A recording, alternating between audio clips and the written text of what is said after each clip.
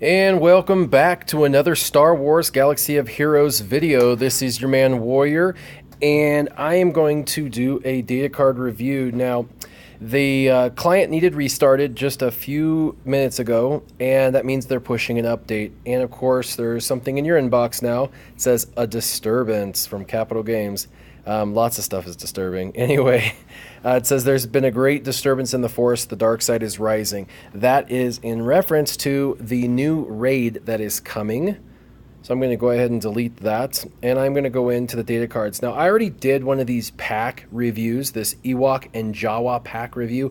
I did it on, I think, the Empire or whatever, and my review was basically do not, for whatever reason, purchase these. They're a waste of money. They're a waste of gems. This is just an absolute terrible investment. However, they heard everybody saying that, and the purchases have gone far to the wayside for them. They're pretty upset. So they have improved, according to them, the packs, the daily packs that they're doing for the next few days.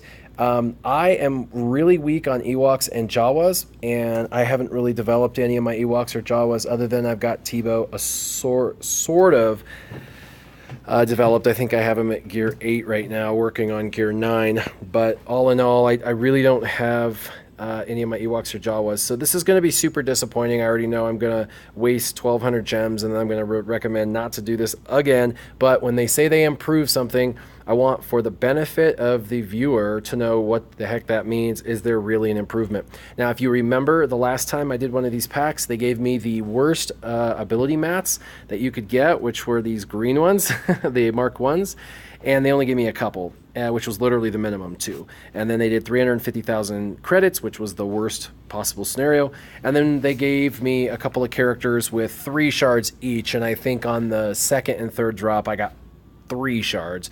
2 and 3 shards is nominal, and I suggested that you not purchase this. However, they have changed the pack according to them.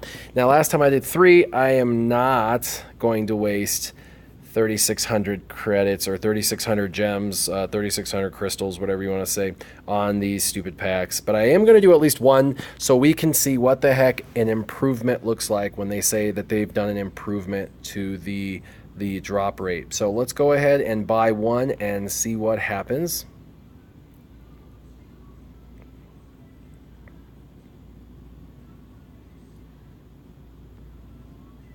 So minimum on the credits again, and they did give at least a slightly better drop rate on these characters. And of course I got Mark II. That was a little better, but it is still the minimum on how many they would drop, because it was anywhere from 2 to 5. And then the characters were, I would say, an average of about 3. We've got 3 characters at 5, and 2 characters at 3, and 2 characters at 2. And of course they duplicate. This is Jawa, and this is Jawa here. And then of course this is Jawa Engineer, which that's pretty cool. And this one's, I don't even know how to pronounce that. I'll chop it up. Jacha. And then of course they got Ewok Scout, a couple of those. So they have made some slight improvements on these characters as far as what they're dropping, but I would say the amount that they've improved is nominal at best. Again, the 1,200 gems could be utilized for energy, which could be utilized for farming some of these characters, and the rest of it is just simply not worth the gems. These 2 are not worth the gems. This amount of credit is absolutely not worth the gems.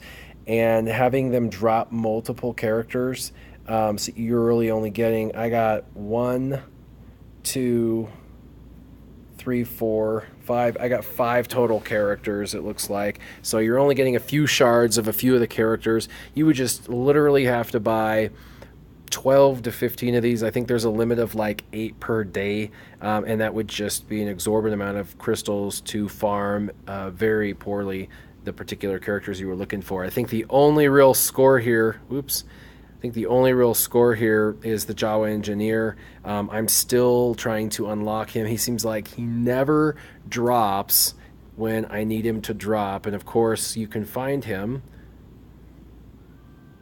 over in the store, the guild store.